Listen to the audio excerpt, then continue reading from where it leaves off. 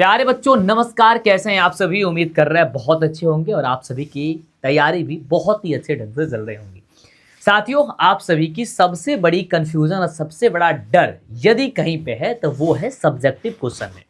तो आज आपकी प्यारा सा खूबसूरत सा कैप्सूल्स की क्लास में आपको सब्जेक्टिव क्वेश्चंस कराने वाले हैं। यकीन करो मेरे दोस्त कि आज मैं आपको कैप्सूल्स की क्लास में आज मैं आपको हिंदी का जो सबसे पहले दिन आपकी परीक्षा होने वाली है उसके जो शॉर्ट क्वेश्चन और लॉन्ग क्वेश्चन जो पूछे जाते हैं, इससे बाहर आपके एग्जाम में नहीं आएगा और इससे ज़्यादा आपको पढ़ना भी नहीं है। लगभग 50 ऐसे शॉर्ट क्वेश्चंस को चूज हमने किया है, पूरे पेपर में से निकाले हैं, पूरे क्वेश्चंस बैंक में से निकाले हैं, पूरे प्रैक्टिस सेट में से हमने निकाले हैं। तब आपको ये गेस करके क्वेश्चन हम आज आपको दे रहे हैं। मुझे आशा है कि आज के सेशन में आप अंतिम तक जरूर बने रहिएगा। अपने अपने साथियों में जितना जल्दी हो सकता है आप इस सेशन को फैला दीजिए। यदि हमारी आवाज़ आप सभी के कानों के पास पहुंच रही है तो फटाफट से एक प्यारा सा, एक खूबसूरत सा दिल का इमोजी आप हमें शेयर ज़रूर करिएगा, जिससे कि हमें ये पता चल सके कि हमारे बच्चे हमारे साथ कंटिन्यू हो चुके हैं। तो आज आप लोग सब्जेक्टिव क्वेश्चन के लिए तैयार है? एक बार फटाफट से मुझे बताएं कि हाँ सर हम लोग तैयार हैं। फटाफट से आर यू रेडी? जल्दी बताएंगे फटाफट से। यस सर, जल्दी से बताएंगे। एक बार दिल का इमोजी आ जाना चाहिए ताकि आज की कैप्सूल्स की क्लास में हम आपको सब्जेक्टिव क्वेश्चन की ओर बढ़ सके। ठीक है, गुड। यस, तो काफी सारे बच्चों का हमारे साथ दिल का इमोजी आ चुका है। अब हम बढ़ना चाहेंगे यहाँ पे आपके अगले वाली क्वेश्चंस की ओर। और भाई एक बार मेरे को फोन या कुछ दे देना ताकि मैं बच्चों का कमेंट बॉक्स वगैरह भी पढ़ता रहूंगा। ठीक है, चलो तो सबसे पहले क्वेश्चन की ओर बढ़ते हैं इस कैप्सूल की क्लास में। और सबसे प्यारा सा सबसे पहला क्वेश्चन आप देख पा रहे हो जो कि पहले चैप्टर से है और कहीं ना कहीं ये क्वेश्चन आपके एग्जाम में पूछा जाएगा। प्रश्न कह रहा है कि भीमराव अंबेडकर के अनुसार जातिवाद की पोषक उसके पक्ष में क्या तर्क देते हैं। ये सब्जेक्टिव में क्वेश्चन हो सकता है आपके एग्जाम में, तो आप इसका आंसर क्या लिखिएगा। लेकिन अंबेडकर साहब से जुड़ी कुछ बातें मैं आपसे जानना चाहता हूं। कोई मुझे बता पाएगा कि भीमराव अंबेडकर का जन्म कब हुआ था?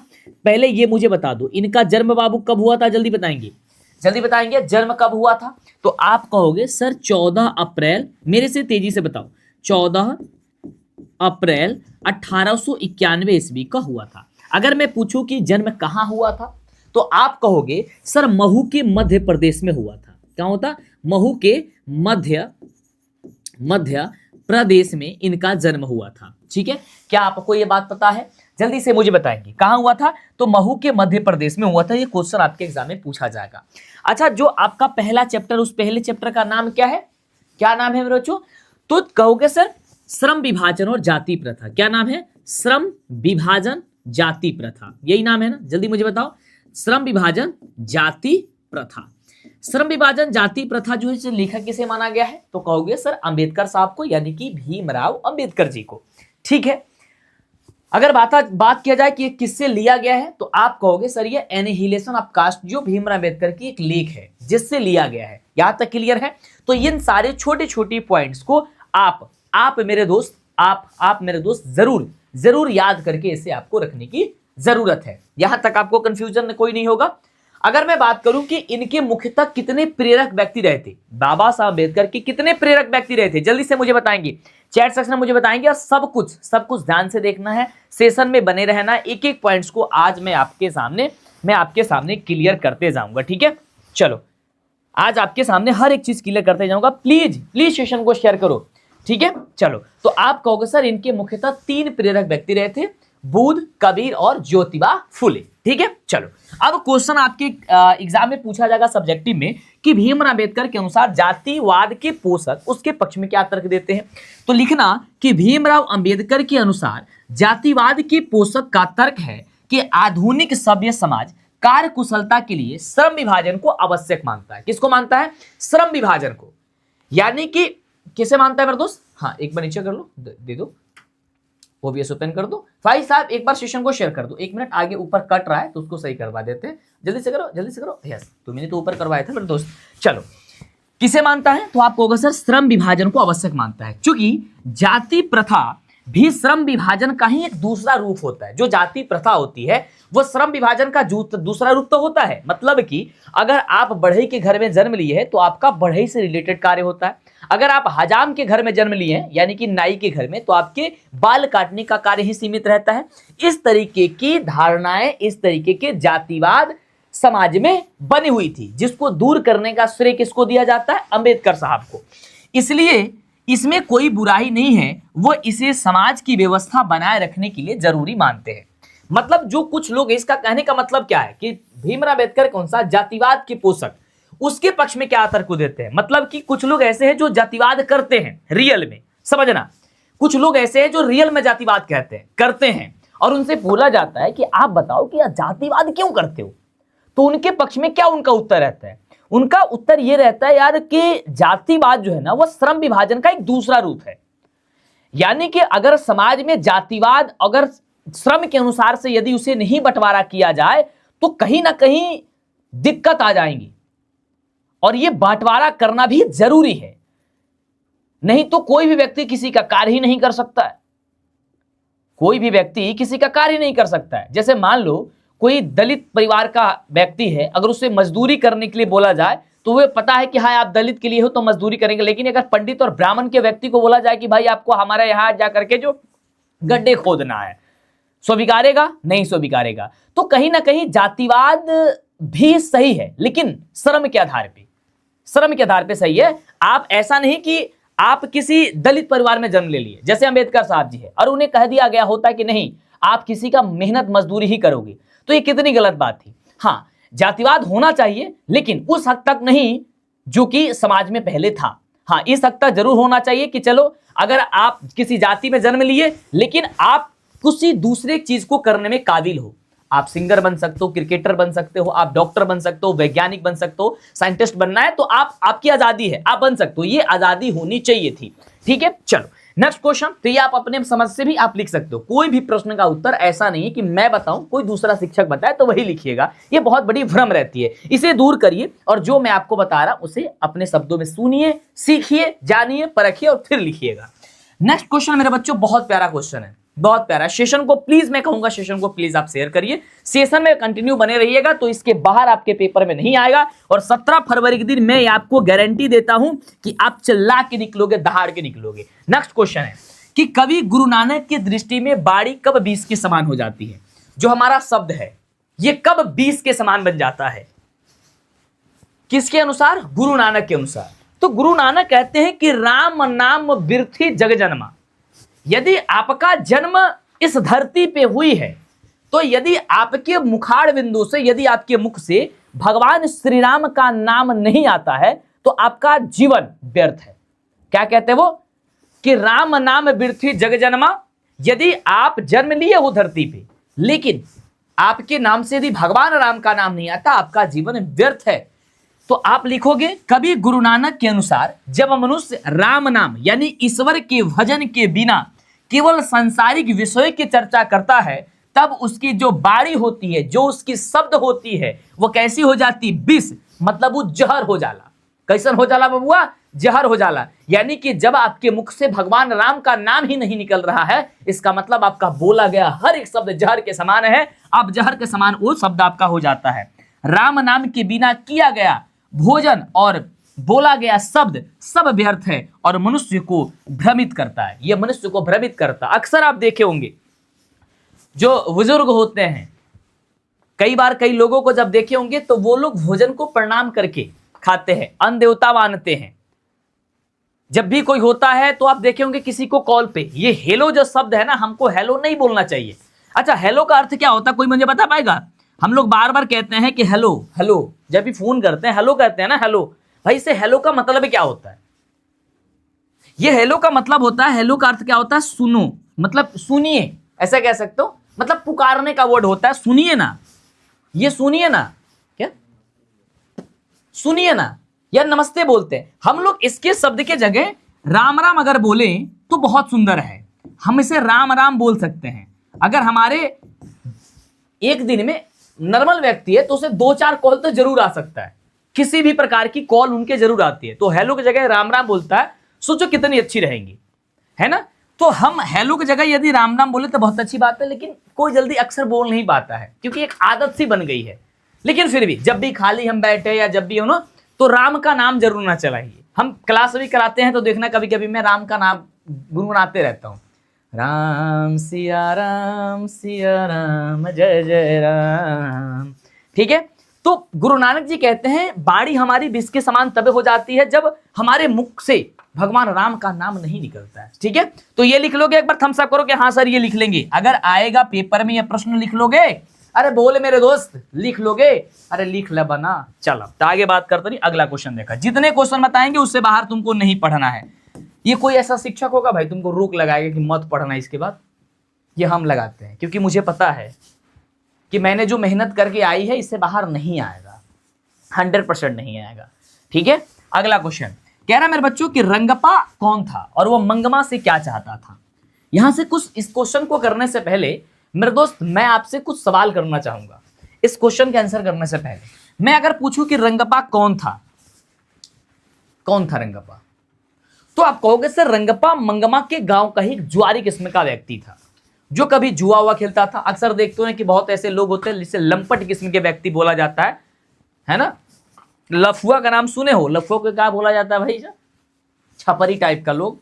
तो ये छपरी टाइप का लोग था, है ना, यानी कि व्यक्ति था। ये कौन? रंगप्पा। ये कहाँ का रहने वाला था? कहोगे सर ये मंगमा के गांव का ही रहने वाला था। और मंगमा कहाँ रहती थी? तो कहना कि और रोलू की गांव के पास की रहने वाली महिला थी।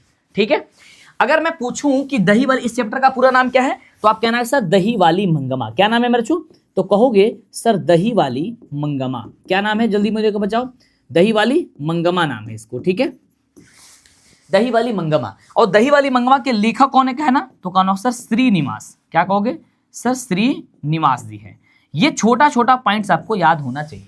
क्वेश्चन बहुत प्यारा है कि रंगप्पा कौन था और वो मंगमा से क्या चाहता था। तो आप लिखना कि रंगप्पा मंगमा के ही गांव के रहने वाला एक लंपट किस्म का जुआरी व्यक्ति था, है ना, जो जुआरी का बड़ा शौकीन था। वो कभी जुआ हुआ खेला करता था। वह जानता था कि मंगवा दही बेचकर पैसा जमा करती है। रंगप्पा को पता था कि जो मंगमा दही बेच रही है वो अपने पास रखती है। वैसा इसलिए क्योंकि उसके बेटे और बहू से झगड़ा हो गई है। और मान लो कोई सास है और उसके बहू से झगड़ा हो गई है, या कोई माँ है उसके बेटे से झगड़ा हो गई है और उसका पति नहीं है, तो पैसा किसको देगी? किसको देगी भाई? मान लो उसकी लड़की भी नहीं है और उसका बेटे बहू से झगड़ा हो गई है, तो उसके पास तो कोई है नहीं, तो पैसा अपने पास रखेगी। और वो कमा रही है तो पैसा किसके पास रहे? अपने पास रखेगी। तो यह बात रंगप्पा को पता था कि भाई जो भी मंगमा पैसा कमाती है वो सब अपना पास रखती है। किसके पास रखती है? अपने पास रखती है। इसलिए वो उसे कर्ज के रूप में कुछ पैसा ऐंठना चाहता था, मतलब लेना चाहता था कि मंगमा आप हमें कुछ पैसा दे दीजिए। वह अक्सर मंगमा के पीछे लगा रहता था और देखा जाता था कि बार बार जब भी मंगमा दही बेचने जाया करती तो क्या करती? मंगमा से पैसा मांगने के लिए वो उसके पीछे पीछे दौड़ जाता। ठीक है, कई बार तो मंगमा के साथ वो अवैध संबंध बनाने की भी चाहत की, यानी कि चाहा कि मैं मंगमा से शादी कर लूं, क्योंकि उसको पता था कि मंगमा कमाती है और वो तो था लंपट किस्म का व्यक्ति, जुआरी किस्म का व्यक्ति, छपरी टाइप का व्यक्ति। वो तो चाहेगा ही ना मेरा शादी वादी हो जाए किसी कमाने वाली औरत से, तो मेरा काम वाम चल जाए, मैं जुआ हुआ खेलने के लिए जो पैसा खर्चा है वो ले लूंगा। लेकिन जो मंगमा थी वो चरित्र की बहुत अच्छी थी, जिसके कारण उसके बहकावे में उसकी बातों पे कभी नहीं आई। अच्छा, मैं आपसे पूछूं कि मंगमा अपनी बात किससे कहा करती थी? कोई बता पाएगा? जल्दी से चैट सेक्शन मुझे बताएंगे। मंगमा अपनी बात किससे कहा करती थी? तो आप कहना कि मंगमा अपनी बात कहती थी माँ जी से। किससे कहती थी? माँ जी से। माँ जी कौन थी? तो कहना कि लेखक की पत्नी थी। लेखक की बदबू, लेखक की पत्नी, लेखक की पत्नी थी, लेखक की पत्नी थी। ठीक है, तो ये छोटा छोटा पॉइंट्स जो है आपको अपने एग्जाम के लिए लिख करके रखना। ये वाले प्रश्न हो जाएगा। एक बार यस बोल दो, एक बार मेरे बच्चों यस बोल दो। आपका शादी कब होगा सर? शादी उदी नहीं होगा मेरा। बड़ा हमारा शादी के टेंशन ले ला, बड़ा तारा टेंशन ले ला कि पहले पढ़ाई कर, एग्जाम निकाल ला, रिजल्ट लेके आ जा, तब ना शादी हुई है। कई साल से तुम लोग कह रहे हो कि पिछले साल भी तुम लोगों ने वादा, पिछले साल आपके छोटे बड़े भाई बहन ने वादा किया था कि सर 491 मार्क्स लेके आएंगे तो आप शादी कर लीजिएगा। मैंने कह दिया हाँ, लेकिन लेके तो आए नहीं। अब तुम लोग की जिम्मेवारी है कि इस बार 491 आएगा कि नहीं आएगा। अब तुम लोग देख लो कि अगर तुम लोग 491 लेके आएगो तो समझ जाओ तो मेरी शादी हो जाएगी। ठीक है, हम देखते हैं क्या होता है। अब तुम लोग मेहनत करते हो कि क्या करते हो इस पे हम थोड़ी ना जानते हैं, अब तुम लोग जानोगे। जब ना जब तुम यही पूछोगे मेरे से तो हमें समझ में नहीं आएगा अभी क्या चीजें हैं। डन है? हेलो, थोड़े हम क्लास में,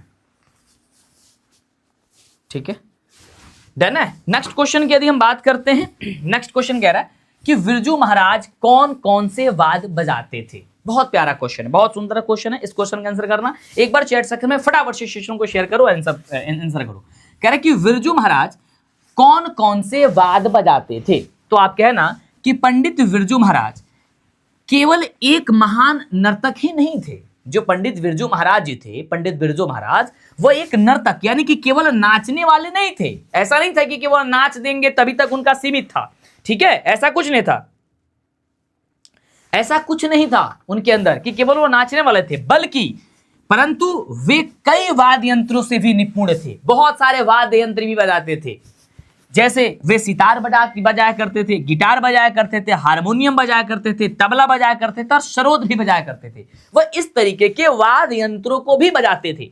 उन्हें संगीत का और वाद्य यंत्र बजाने का बड़ा शौक था, जो कि बचपन से था उनको। बिरजू महाराज का ये सभी यंत्र बजाने का शौक जो है काफी बचपन से ही था। तो ये पूछा जाए कि बिरजू महाराज कौन कौन से वाद्य यंत्र बजाते थे, तो आप कहना कि वो सितार बजाते थे, गिटार बजाते थे, हारमोनियम बजाते थे, तबला बजाते थे, सरोद बजाते थे। इस तरीके की वो चीजें वो बजाया करते थे। नेक्स्ट क्वेश्चन की बात करते हैं। कवि वीरेन डंगवाल के अनुसार लोग अभी भी क्या करना नहीं भूले हैं। कवि वीरेन डंगवाल के अनुसार, कवि वीरेन डंगवाल के अनुसार अब भी लोग क्या करना नहीं भूले हैं। तो लिखना कवि वीरेन डंगवाल की कविता हमारी नींद के अनुसार तमाम विपरीत परिस्थितियों, अत्याचारों और धमाकों के बावजूद लोग अभी भी अपना बचाव करना और संघर्ष करना नहीं भूले। हमेशा वो संघर्ष के तत्पर रहे हैं, संघर्ष के लिए अब जागरूक रहे हैं। वे अभी भी अन्याय के खिलाफ आवाज उठाना और जीने की जीविका यानी कि जीने की इच्छा रखना याद रखे हुए हैं। ये कवि वीरेन डंगवाल कहते हैं, जब हमारी नींद कविता पढ़ोगे, बड़ा सुंदर सी कविता है मेरे दोस्त, बड़ा प्यारा सा कविता है हमारी नींद। और हमारी नींद कविता से ये क्वेश्चन आपके आने की संभावनाएं इस बार सबसे ज्यादा है, ठीक है। सर थोड़ा साइड हटिएगा तो मैं इसका स्क्रीनशॉट ले लूंगा मेरे दोस्त। अब मैं साइड हटूंगा तो आप इसका स्क्रीनशॉट ले लोगे, लेकिन क्यों नहीं मैं इसका पीडीएफ ही आपको दे दूं, क्यों नहीं इसका पीडीएफ हम दे दूं। आप क्या करो कि आप जहां स्टेटस देखते हो ना, वहां पे आप जाओ, जहां व्हाट्सएप स्टेटस देखते हो ना, वहां पे जाकर के मेरा सर्च कर लो, नाम मंटू सर सर्च करो, वहां पे एक मेरा व्हाट्सएप चैनल आएगा, उस पर ज्वाइन कर लो, या फिर लिंक दिया गया उस पर ज्वाइन कर लो। आप ऐसे कर सकते हो, वहां पे मिल जाएगा, ठीक है। तो वहां से भी आप पीडीएफ को डाउनलोड कर सकते हो, नहीं तो मैं हट जाऊंगा साइड, तो आप इसे कर सकते हो, ठीक है। चलो नेक्स्ट क्वेश्चन करें कि बड़े डॉक्टर के आदेश के बावजूद भी पापाती अस्पताल में भर्ती क्यों नहीं हो पाती है। जब बड़े डॉक्टर ये बात बोल देते हैं कि देखो पापाती का एडमिट जल्दी से कर लो, एडमिटेड नाउ, ये वर्ड सुना होगा आपने। बलिया माल जब नगर कहानी में लेके गया, अच्छा मैं पूछूं कि नगर कहानी के लेखक कौन है। नगर कहानी के लेखक कोई मुझे बता पाएगा? कोई मुझे बच्चा, भाई पान ले आएगा ना। नगर कहानी के लेखक मुझे कोई बच्चा बता पाएगा? जल्दी बताओ कौन है। दही वाले बांगमा के लेखक कौन है? श्रीनिवास जी है। दूसरा चैप्टर क्या है वर्णिका में, हिंदी वर्णिका में? तो आप कहोगे सर दूसरा चैप्टर जो है हम लोगों का, दूसरा चैप्टर वो क्या है? ढाते विश्वास, जिसके लेखक कौन है? जल्दी बताओ। सातकोड़ी, ये कौन है? सातकोड़ी होता ना, है ना? हाँ। तीसरा चैप्टर क्या है? माँ, जिसके लेखक है ईश्वर पेटलीकर। नगर के लेखक कौन है? सुजाता। और धरती का अपने के लेखक कौन है? सामरदैया। तो ये इसके लेखक है सुजाता जी। क्या याद करोगे सर? सुजाता जी, ठीक है, डन है। ये बात याद करके रखिएगा। जब बड़े डॉक्टर की बात कह देते हैं पापाती को कि भाई इसे जितना जल्दी हो सकता है इसे एडमिट कर लो, है ना, फिर भी पापाती का एडमिशन नहीं हो पाता है। क्यों नहीं होता है? तो बड़े डॉक्टर के आदेश के बावजूद पापाती अस्पताल में भर्ती नहीं हो पाई। क्यों? क्योंकि अस्पताल में बिस्तर यानी बेड खाली नहीं था। जब बोला गया, डॉक्टर साहब ने बोला कि आप भाई से एडमिट कर लो जल्दी से जल्दी, जितना जल्दी हो सकता है, तो वो एडमिट इसलिए नहीं कर पाए क्योंकि यहाँ पे बेड खाली नहीं था। बड़े बाबू और अन्य कर्मचारियों ने वली अमाल को, जो उनकी माँ थी, पापाती कमाल की माँ का क्या नाम था? वली अमाल, के नियमों का हवाला देकर सुबह 7:30 बजे आने को कह दिया। बोला गया कि आप सुबह 7:30 बजे आ जाइए। अस्पताल की लचर व्यवस्था के कारण उसे भर्ती नहीं किया गया। जो अस्पताल की लचार व्यवस्थाएं थी। बड़ा सफेद पानी दिख रहा है यार, क्या बात है, ये स्पेशल पानी लेके आए क्या? हाँ, देख रहे हो कितने सफेद पानी लेके आ रहे हैं एकदम, लेकिन इसमें मुझे कण दिखाई दे रहे हैं अभी भी, है ना, क्योंकि मैं दो आंख 4 आंख से देख रहा हूँ। देखो इसमें ध्यान से, लेकिन ये पानी के कण है। चलो हो गया। और इसके साथ साथ हॉस्पिटल में क्या है ना, कुछ पैसे ले करके भी उसमें एडमिट करा लिया जाता था, तो इसलिए इसका एडमिशन नहीं हो पाया, मतलब एडमिट ये नहीं हो पाई थी, तो आप लिख लीजिएगा। नेक्स्ट क्वेश्चन है कि रामविलास शर्मा के अनुसार परंपरा का ज्ञान किसके लिए सबसे ज्यादा आवश्यक है? ये क्वेश्चन बहुत प्यारा है, बहुत सुंदर है। कोई बता पाएगा इसके आंसर? किसको पता है? वॉइस प्रॉब्लम है? वॉइस प्रॉब्लम है क्या यार? तो आप लिख लीजिएगा। नेक्स्ट क्वेश्चन है कि रामविलास शर्मा के अनुसार परंपरा का ज्ञान किसके लिए सबसे ज्यादा? मेरे को तो सही सुनाई दे रहा है भाई। क्वेश्चन बहुत प्यारा है, बहुत सुंदर है। कोई बता, मेरे को तो सही सुना रहा है भाई। वॉइस प्रॉब्लम है क्या यार? मेरे को सही दिखाई दे, मेरे को सही सुनाई दे रहा है, दिखाई नहीं।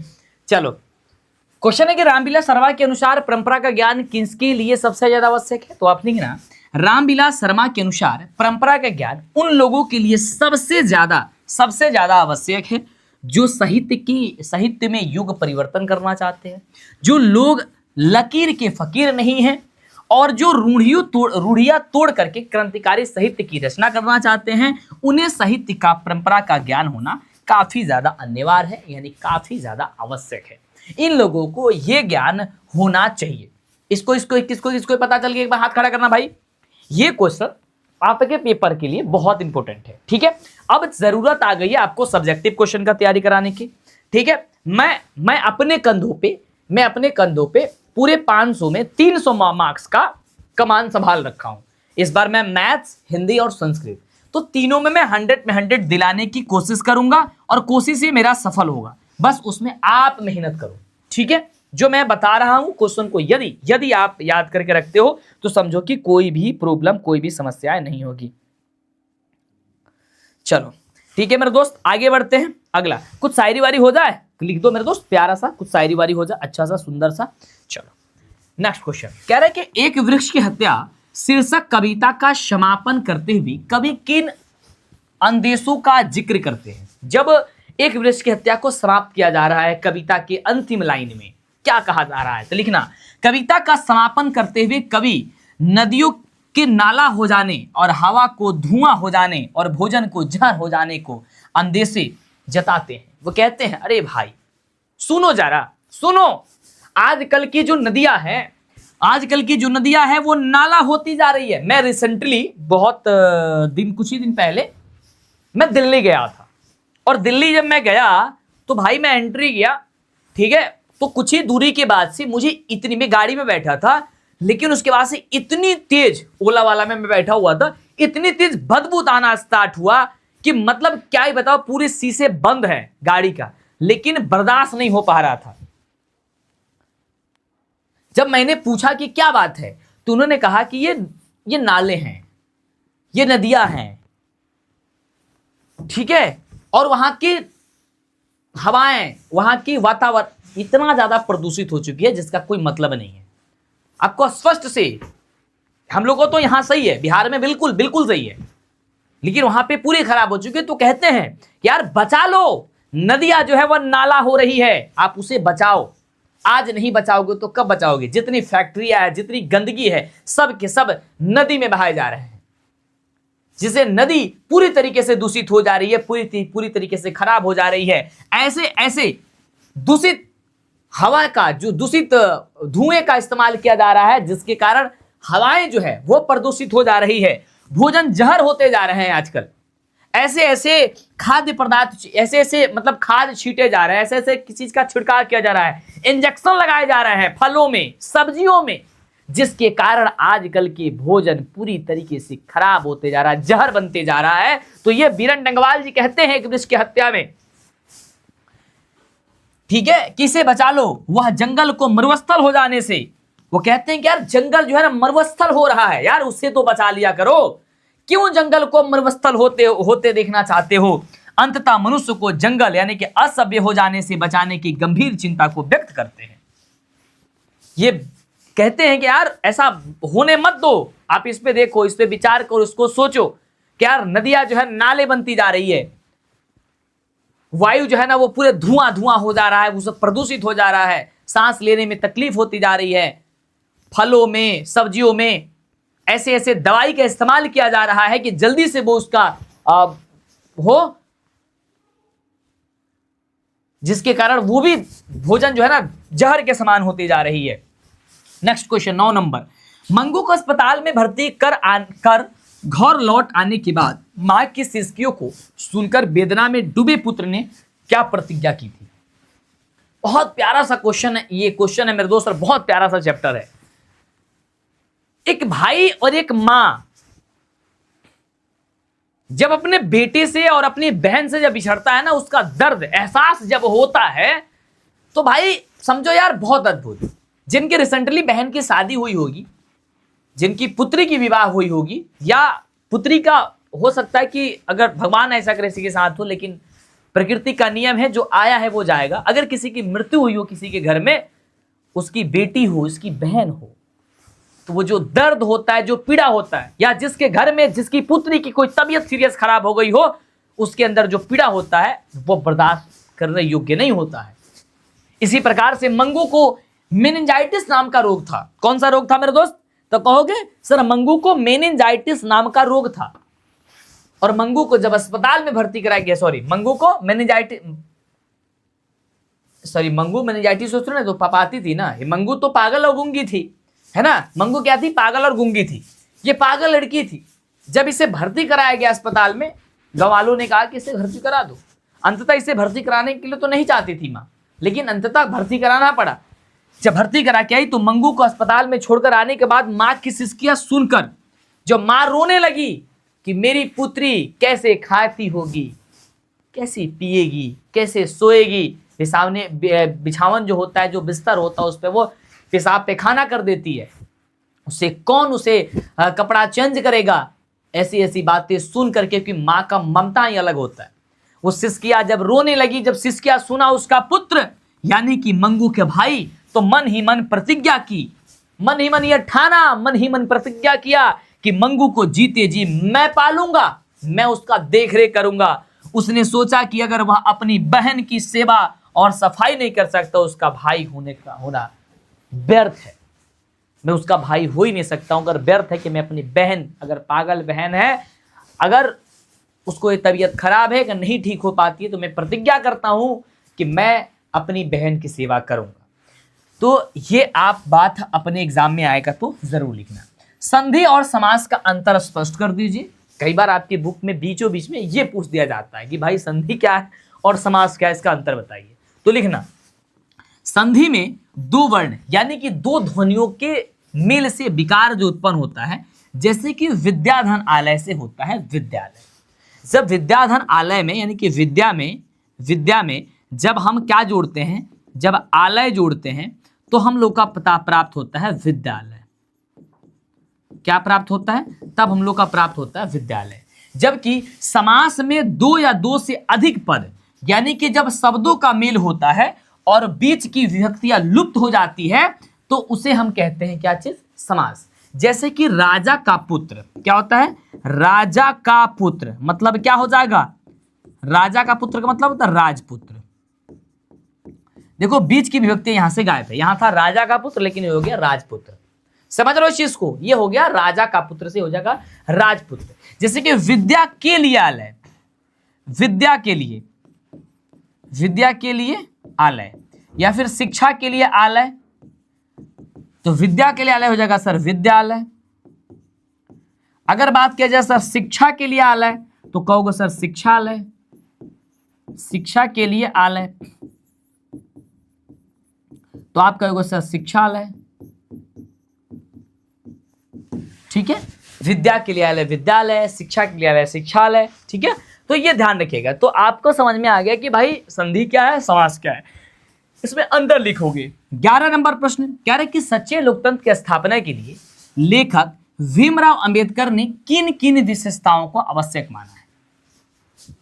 अगर बात किया जाए कि भाई सच्चे लोकतंत्र की स्थापना करना हो, अगर भारत में ये बोला जाए कि भाई लोकतंत्र की स्थापना जो करनी है वो सच्चे लोकतंत्र की स्थापना करना है ना, तो उसके लिए क्या क्या करने की जरूरत है? तो भीमराव अंबेडकर ने सच्चे लोकतंत्र की स्थापना के लिए स्वतंत्रता, समता और बंधुत्व यानी कि भाईचारे को आवश्यक माना है। उनके अनुसार लोकतंत्र केवल शासन की पद्धति नहीं है बल्कि सामूहिक जीवनचर्या है। समाज में दूध और पानी के मिश्रण जैसा अटूट भाईचारा होना चाहिए। भीमराव अंबेडकर जी कहते हैं यार, यदि सच्चे लोकतंत्र की आपको स्थापना करनी है, सच्चे लोकतंत्र की स्थापना करती है, तो आपको इसमें स्वतंत्रता होनी चाहिए, समता होना चाहिए और भाईचारे होना चाहिए। भाईचारा ऐसा होना चाहिए दूध और पानी के मिश्रण के जैसा।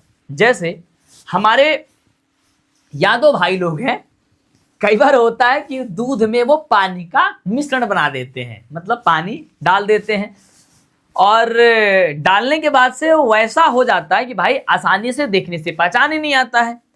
तो वैसे ही अंबेडकर साहब कहते हैं कि देखो भाईचारे का संबंध वैसा ही होना चाहिए जिस प्रकार से दूध और पानी का मिश्रण होता है, आसानी से देखे तो पता ही नहीं चले। तो हम और आप भाई हैं, हम और आप दोस्त हैं, तो किसी को देखने से पता ही ना चले कि भाई क्या अंतर है। समझ रहे हो? तो ऐसा होना चाहिए। ठीक है, चलो समझ गए? तो ये वाली पॉइंट्स आपको एग्जाम में लिखना होगा। रामपुर की नौकरी छूटने के बाद बिरजू महाराज के बाबूजी ने हनुमान जी को प्रसाद क्यों चढ़ाया? भाई किसी की नौकरी छोड़ती है तो वो प्रसाद थोड़ी ना चढ़ाता है, लेकिन रामपुर की जब नौकरी छूटी तो बिरजू महाराज के जो बाबूजी थे उन्होंने प्रसाद चढ़ाया। किसे चढ़ाया? हनुमान जी को। ऐसा क्यों चढ़ाया मेरे दोस्त, जल्दी बताओ, जल्दी मुझे बताओ, आप लिखना। बिरजू महाराज के बाबूजी रामपुर के नवाब की नौकरी को एक बंधन मानते थे। जो नवाब की नौकरी थी उसे वो बंधन मानते थे। जब वो नौकरी छूटी तो उन्हें लगा कि कैद से आजादी मिल गई है। अरे भाई साहब, अब तो कैद से जौन बा आजादी मिल गई बा। इसी खुशी को मनाने और जान छुड़ाने के लिए उन्होंने हनुमान जी को प्रसाद चढ़ाया कि भाई हे प्रभु, हे हनुमान जी, आपको हम प्रसाद चढ़ा रहे हैं, हमारी नौकरी छूट गई, जो बंधक में पड़े हुए थे, हे भगवान आपने मुझे वहां से पार लगा दिया। समझ रहे हो? आपने मुझे वहां से पार लगाया, वहां से हटने में मुझे क्या किया? ठीक है, तो ये चीजें ध्यान रखना। डन है मेरे दोस्त? तो जितने भी बच्चे यदि सेशन में आते हैं, मुझे ऐसा लगता है कि अगर आप बने रहो यार, क्यों ऐसी मतलब अप डाउन, मतलब मुझे समझ ही नहीं आता है कि क्यों आप इस तरीके से करते हो, है ना? तो आप अप डाउन वाला सिस्टम तो प्लीज बंद करके रखा करो, प्लीज। नेक्स्ट क्वेश्चन, अवनियो क्या है और वो कहां अवस्थित है? अवनियो जो है वो क्या है और कहां अवस्थित है मेरे दोस्त? तो आप लिखना, आबनियो दक्षिण फ्रांस का एक मध्ययुगीन ईसाई मठ है और पुराना शहर है। ठीक है, यह रोन नदी के किनारे बसा हुआ है। आप ऐसा भी लिख सकते हो कि आबनियो रोन नदी के किनारे बसा हुआ एक शहर है ना? यह कभी पोप की राजधानी भी हुआ करती थी और वर्तमान में यह एक महत्वपूर्ण कला केंद्र, संस्कृत और रंग मंच केंद्र भी बना दिया गया है। डन है? तो ये अगर पेपर में आएगा तो मेरे दोस्त आप यहां लिख दोगे। डन है? बोलो फटाफट से यस गुरुदेव, जल्दी से फटाफट से मुझे बताओ। सर मेरा भी सुन लीजिए मेरे दोस्त, बताओ, आपका भी सुन लेते हैं, लेकिन आप मेरा नहीं सुनते हो, आते हो जाते हो, आते हो जाते हो, आते हो जाते हो। मुझे यही बात आज तक समझ नहीं आई कि पता नहीं आप करते क्या हो कि आते हो जाते हो, आते हो जाते हो। भाई सेशन में अगर आते हो तो बने तो रहो मेरी जान। नेक्स्ट क्वेश्चन 14 नंबर, सुशीरवाद किन्हें कहते हैं? शहनाई शब्द की व्युत्पत्ति किस प्रकार हुई थी? आखिरकार सुशीरवाद किसे कहते हैं? ये क्वेश्चन आएगा, किसको किसको याद है ये क्वेश्चन का आंसर? ईमानदारी से अब देखो, इसको पढ़ा रहे तो ही कह रहा है कि आई लव यू प्रिया पांडे। इतना मार मारेंगे ना तुम्हारा दिमाग अभी सही हो जाएगा। समझ में नहीं आता है यार, ये सब तुम्हारे सिस्टर है यार, और इस तरीके से अभी आपके मन में है ये कितनी गंदी बात है, समझ में नहीं आती यार। तुम क्या अभी कर रहे हो? कुछ है तुम्हारे भेजा हो जाने दिमाग में सही, तुम्हारे ठिकाने हैं यार? कुछ समय याद भी कर लो अपने लाइफ के बारे में, थोड़ा एक बार कल्पना करना, थोड़ा सोचना थोड़ा अपने बारे में कि आने वाले समय में जब तुम्हारा एग्जाम रिजल्ट अच्छे से नहीं निकलेगा तो तू किसी फैक्ट्री में जब जाएगा, कोई मेहनत मजदूरी करेगा, किसी लोहे फैक्ट्री में जाओगे, खाली है बहुत सारा यार, समझ जाओ मेरे दोस्त। यार ये मौका है, यदि आज पढ़ लोगे ना कहीं बेहतर कर लोगे यार। मुझे ये पता है कि आप उस परिवार से हो जिस परिवार में 2 वक्त की रोटी के लिए सोचना पड़ता है, बहन की शादी के लिए सोचना पड़ता है, भाई के पढ़ाई के लिए सोचना पड़ता है, 2 वक्त के खाने की रोटी के लिए सोचना पड़ता है कि आगे क्या होगा, अच्छे घर की तलाश रहती है।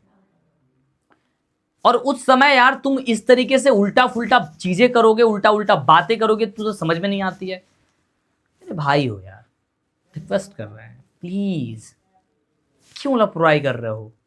अब तो समय नहीं है ना, 15-16 दिन समय है तुम्हारे पास। अब नहीं आऊंगा यार तुम्हें जबरदस्ती पढ़ाने के, तू पढ़ लिया कर, तू आ जाया कर, सेशन में आते हो तो बने, नहीं कहूंगा, चला जाऊंगा, नहीं रहूंगा, तुम भी भूल जाओगे। पिछले 6-7 सालों से 6-5-6 लगभग 6 सालों से मुझे पढ़ाते हुए हो गया, हर वर्ष बातें आते, हर वर्ष चले जाते।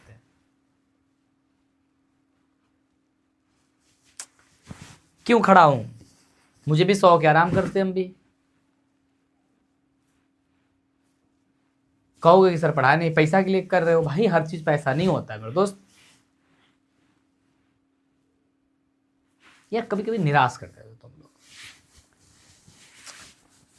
चलो 14 नंबर क्वेश्चन कह रहा है कि सुशीरवाद किन्हें कहते हैं? शहनाई शब्द की उत्पत्ति कैसे हुई थी? लिखना, सुशीरवाद उन वाद्य यंत्रों को कहते हैं जिन्हें फूंक कर बजाया जाता है। जैसे बांसुरी होता है, बांसुरी जब देखते हो तो उसे फूंक करके बजाए जाते हैं। शहनाई शब्द की उत्पत्ति शाह यानी कि राजा या फिर बड़ा, और ने यानी कि नरकट, नरकट जिसे बोलते हैं, कई बार हम लोग यहाँ तो नरकट ही बोला जाता है, यह वाद से हुई है। इसे सुशीरवादों में शाह यानी कि इसे प्रमुख माना गया है, इसलिए इसे शहनाई कहा जाता है।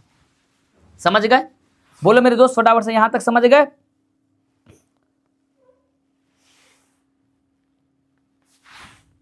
जल्दी मुझे बताओ फटाफट से, जल्दी बोलो फटाफट से। गुड, आगे बात करते हैं। भारत माता कविता में भारत के किस रूप का उल्लेख किया है? बहुत प्यारा। ओरे भाई साहब, मेरा ग्लास गिर गया यार, देखो मेरा ग्लास गिर गया लेकिन फूटा नहीं है। पैसे के, ईमानदारी से कमाया हुआ चीज है ये, शीशा का नहीं, फूटा नहीं है, समझ रहे हो? हाँ चलो, भारत माता कविता में भारत के किस रूप का उल्लेख हुआ है? तो लिखना, भारत माता कविता में सुमित्रा पंत ने भारत माता की ग्रामवासिनी का रूप उल्लेख किया है। उन्होंने कहा कि यार यदि भारत के सच्चे भारत के दर्शन करना है तो तुम्हें गांवों में जाना होगा, आपको गांवों में जाना होगा, गांवों में देखना होगा, समझना होगा, तब आपको समझ में आएगा भारत कितना ही खूबसूरत है। यहां भारत माता सस्य श्यामला होते हुए भी उदास, धूल धूसरित और दिनहीन है। यह कविता पराधीन और शोषित भारत का यथार्थ चित्र को प्रस्तुत करती है। सुमित्रानंद पंत जो है ना, वो भारत माता के बारे में, भारत के बारे में बहुत सारी चीजों में एक एक वर्ड में उन्होंने जो दर्द को दिखाया है, जो शब्द से उन्होंने इसे बताया है ना, वो बहुत अनोखा, बहुत प्यारा है। ये अगर क्वेश्चन आएगा कि भारत माता कविता में भारत के किस रूप का उल्लेख किया गया, तो आप बताना ग्रामवासिनी रूप का उल्लेख किया गया है। ढाते विश्वास शीर्षक कहानी के अनुसार लक्ष्मी के व्यक्तित्व पर विचार करिए। तो आप लिखना, लक्ष्मी ढाते विश्वास कहानी की प्रमुख पात्र है। लक्ष्मी क्या है मेरे दोस्त, बताओ फटाफट से। तो आप कहना है कि ढाते विश्वास कहानी की प्रमुख पात्र है, जो एक साहसी और जुझारू महिला है। पति के दूर रहने पर भी वो खेती और घर गृहस्थी का बोझ उठाती है। कई बार ऐसी महिलाएं होती है जिसके पति, यार बड़ी अच्छी चीज है, आप सुनना, समाज में आप और हम घूमते हैं, गांव में रहते हैं, शहर में रहते हैं, बहुत सारी कहानियां सुनते हैं कि जब एक लड़की का शादी होता है किसी लड़के से, तो दो तरीके की लड़की होती है।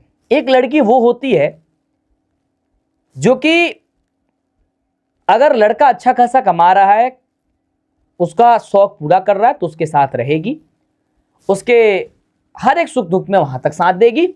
लेकिन जैसे ही उसकी किसी प्रकार की नौकरी छूट जाती है या कुछ दिक्कत हो जाता है या उसका गंभीर कोई तबीयत खराब हो जाता है, तो लड़कियां, जो औरत होती है, वो क्या करती है, अपने ही पति को छोड़ करके चले जाती है, किसी दूसरे मर्द से शादी कर लेती है और फिर अपना जीवन यापन करने लगती है, इसको छोड़ देती है। और एक महिला ऐसी होती है कि पति जिंदा है, कमा भी रहा है, लेकिन उससे यदि भरण पोषण नहीं हो पाता है तो पत्नी खुद मेहनत करती है, कहती है कि कोई बात नहीं, आप भी करिए, हम भी करते हैं, और अपने जीवन को खुशी खुशी बिताते हैं। तो उसी में से एक महिला थी लक्ष्मी, जिसके पति का नाम क्या था मेरे दोस्त, जल्दी बताएंगे? लक्ष्मण था। क्या नाम था मेरे दोस्त? लक्ष्मण, जो कलकत्ता में नौकरी करता था। कहां नौकरी करता था? कोलकाता में नौकरी करता था। लेकिन वहां से जो कुछ भी वो पैसा भेजता, उससे भरण पोषण नहीं हो पाता था, चीजें पूरा नहीं हो पाती थी। तो इसके यहां उसकी वजह से वो तहसीलदार साहब के, याद करना जितनी वर्ड बोल रहे हैं, तहसीलदार यहाँ के यहाँ नौकरी करती थी, छिटपुट कुछ कार्य करती थी, जो भी पैसा मिलता है अपना जीवन यापन करती थी। पूछा जाए कि लक्ष्मी के बड़े बेटे का क्या नाम था, कोई बता पाएगा? जल्दी से चैट में मुझे बताएंगे, लक्ष्मी के मेरे दोस्त बड़े बेटे का क्या नाम था? तो लक्ष्मी के बड़े बेटे का नाम था अच्युत। क्या नाम था? लक्ष्मी के बड़े बेटे का नाम क्या था? कहोगे सर लक्ष्मी के बड़े बेटे का जो नाम था वो था अच्युत। लक्ष्मी का घर कहां था? तो कहोगे सर देवी नदी के बांध के नीचे, देवी नदी। लक्ष्मी के पास कितने बीघा खेत था? तो आप कहोगे सर 1 बीघा खेत था। कितने बीघा? कहोगे सर 1 बीघा लक्ष्मी के पास क्या था? तो कहोगे सर 1 बीघा उसके पास खेत था। ठीक है, बोलो फटाफट से।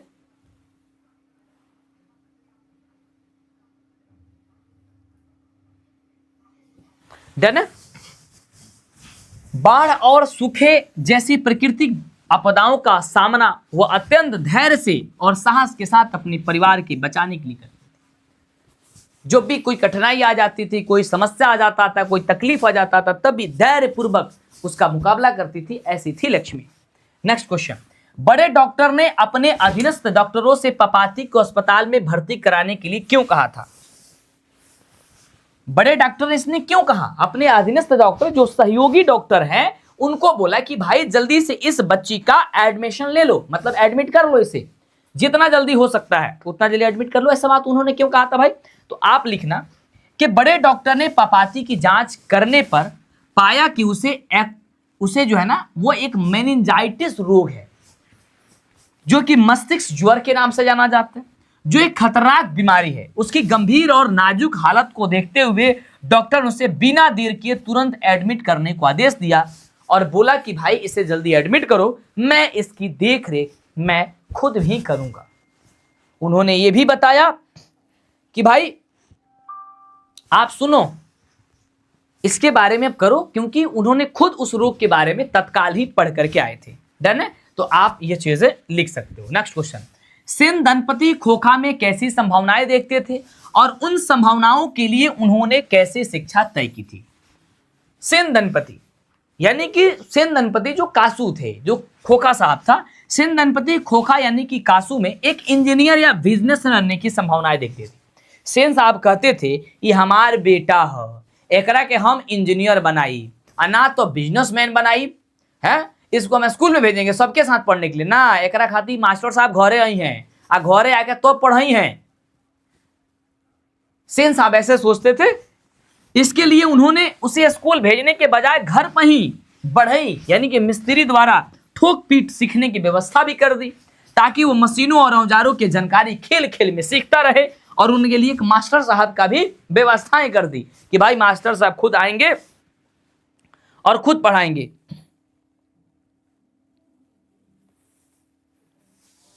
भाई साहब हमें बताएं तरह के, हमें बहुत खतरनाक सवाल पूछ रहा है।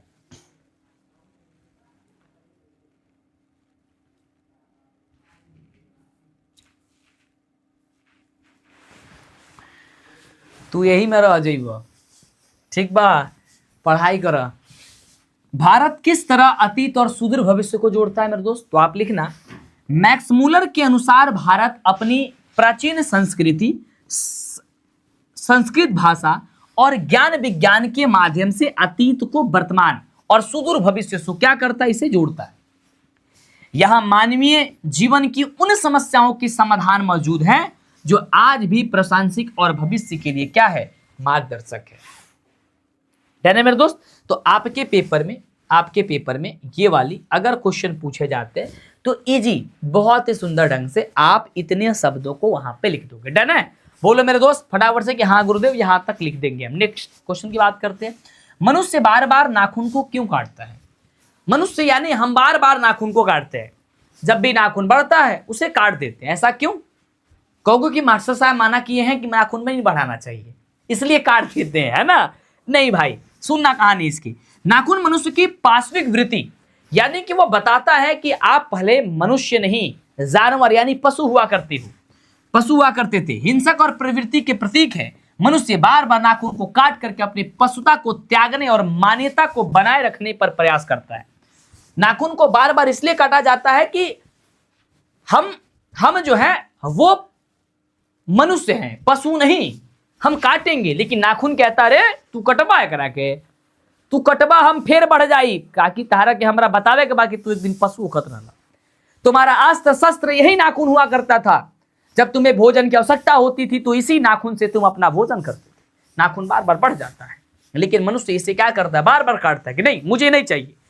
जिस दिन इसका उपयोग था लेकिन अब नहीं चाहिए मुझे। यह मनुष्य की संदर्भ बोध और सभ्य बनने की चाह को परिचारक भी है। ठीक है, तो ये क्वेश्चन अगर आएगा तो आपको पेपर में लिखना होगा। बहुत प्यारा क्वेश्चन, ये क्वेश्चन डायरेक्ट आपको मैं आउट कर रहा हूं, ये पेपर आपके पेपर में इस बार पूछा जाएगा। गुर्जर प्रतिहार कौन थे और बाद में इन्होंने कहां अधिकार कर लिया था? बहुत प्यारा सा क्वेश्चन है, आप लिखना। इतिहासकारों के अनुसार गुर्जर प्रतिहार संभवतः बाहर से भारत आए थे। कहां से भारत आए थे? संभवतः भारत आए थे बाहर से। ईसा के 8वीं सदी के पूर्वार्ध में उन्होंने अवंती यानी कि उज्जैन प्रदेश पर अपना अधिकार कर लिया और बाद में कन्नौज पर भी अपना शासन कर लिया था। मिहिर भोज इसी वंश का प्रतापी शासक था, और मिहिर भोज जो था वह इसी वंश का क्या था? प्रतापी शासक भी था। तो ये आला अगर आपके पेपर में आएगा तो आप जरूर लिख दीजिएगा। पावर ऑफ फलानवा बोर्ड, भाई पावर ऑफ फलानवा बोर्ड कल बंद कर दो, ज्यादा अच्छा रही। ठीक बा, हर बार सामने अगर पावर ऑफ फलानवा बोर्ड ही कहा तरह तो फलानवे बोर्ड में चल जा। ठीक बा, हाँ समझ गई ला बात? हाँ, अगर आपको वही चीजें अच्छी लग रही आप वहीं जाओ, कोई जरूरत नहीं है। मैं उन बच्चों के लिए हूं जो बच्चे हृदय से मेहनत करना जानते हैं। मैं उन बच्चों के साथ रहता हूं जो बच्चे अपने भविष्य को बदलना चाहते हैं। क्योंकि दंगा कराना, बवाल कराना, बिना मतलब का चीजें करवाना वो हमें नहीं पसंद है। ठीक है, तो प्लीज मेरे बच्चों आपसे रिक्वेस्ट है कि यदि आपको जो जहां अच्छा लग रहा है आप पढ़ाई करो, लेकिन पढ़ाई जरूर करना। ठीक है, ये शिक्षा बस आपको आपके अंदर चीजें बैठा के रखना। गुरु की कृपा से किस युक्ति की पहचान हो जाती है? गुरु की कृपा से किस युक्ति की पहचान हो पाती है? तो लिखना कि गुरु नानक के अनुसार गुरु की कृपा से ही मनुष्य को ईश्वर प्राप्ति की युक्ति पहचान हो पाती है। गुरु के बिना मनुष्य संसारिक माया मोह में फंसा रहता है। अगर आपके अंदर भगवान का यदि प्रेम, भगवान में श्रद्धा नहीं है, भगवान में आस्था नहीं है, तो आप संसारिक मोह माया में फंसे हुए रहते हो। इसी प्रकार से अर्जुन का नाम सुने होंगे आप लोग। अर्जुन जब युद्ध करने गए, भाई ये कौन है? पावर ऑफ फलानवा बोर्ड लिख रहा है, एक है बार बार कॉपी पेस्ट कर रहा है। तुम लोग भी दिखा दो कि पावर ऑफ मंटू सर लिख करके। अब हम कराना चाहते हैं एक छोटा सा लाइन, बस इसको भी समझ में आ जाना चाहिए कि हाँ भाई साहब, मंटू सर के भी प्यार करने वाले काफी बच्चे हैं। ठीक है, ये खुद ब खुद चला जाएगा। ठीक है, कुछ ये बच्चे नहीं है जो भी लिख रहा है ना आकर के, ये बच्चे नहीं, क्योंकि बच्चों का क्वालिटी ऐसा ही नहीं कि किसी के दूसरे सेशन में जाकर के आप उसे कमेंट करके कर रहे हो। अब पढ़ने थोड़ी ना है इसका मतलब, पढ़ने वाले जो बच्चे वो पढ़ते हैं, वो शिक्षा लेने के लिए आए, उनको पता है कि मुझे डर है कि भाई एग्जाम देने हमको जाना है ना। और जिनसे पूछ लेना, जिनके बारे में आप लिख रहे हैं ना, उनको चलना बताना सिखाना हमने ही किया है, ठीक है। हम क्या हैं उनको खुद पता है, ठीक है। वो हमारे अच्छे दोस्त हैं, अच्छे साथी हैं, तो बस अच्छी चीज़ें हैं। बेस्ट ऑफ लक, बहुत अच्छा कर रहे हैं, आगे भी अच्छा करना चाहिए। हमारे लाइफ में क्या चल रही है, क्या चलती है, नहीं चलती है, हमारे बच्चे आप लोग समझ सकते हो या जानते हो। मैं अलग हूँ, मैं अलग बनने की कोशिश करता हूँ, ठीक है। मैं ज़्यादा कुछ उससे नहीं कहूँगा। चलो, कह रहे कि गुरु ही उसे सत्य का मार्ग दिखाते हैं और भवसागर से पार उतारने का उपाय बताते हैं। चलो, मैं यहां था यार, डिस्टर्ब मत करा करो मेरे दोस्त। हुआ यह था कि अर्जुन के बारे में आप लोग जानते होंगे। जब अर्जुन के सामने जब युद्ध करने के लिए जब कौरवों की सेना आई, वहां पे जब उन्होंने देखा तो कहा, अरे भाई ये तो सब मेरे अपने हैं यार, मैं किसे मारूं, किसे बाण चलाऊं। भगवान श्री कृष्ण उनके सारथी बने हुए थे। भगवान श्री कृष्ण तो देखा तो सोच में पड़ गए, भाई साहब अब तो हुआ काम, ये अब तो ऐसे ही अर्जुन और पांडव मारे जाएंगे, क्या हो गया अर्जुन को। फिर उन्होंने अर्जुन को समझाया, अर्जुन ये किन्हें अपना कह रहे हो तुम, ये लोग अपने हैं तुम्हारे। अरे ये अपने नहीं हैं, ठीक से देखो, यदि तुम्हारे अपने रहते हैं तो तुम्हारे सामने आकर के युद्ध करते, तुम्हारे सामने आकर के खड़े होते, तुमको मारने के लिए आते। ये तुम्हारे हैं, तुम्हारा कोई नहीं है, तुम्हारे साथ कोई नहीं है। और तुम कहते हो तुम्हारा अपना कुछ है ही नहीं।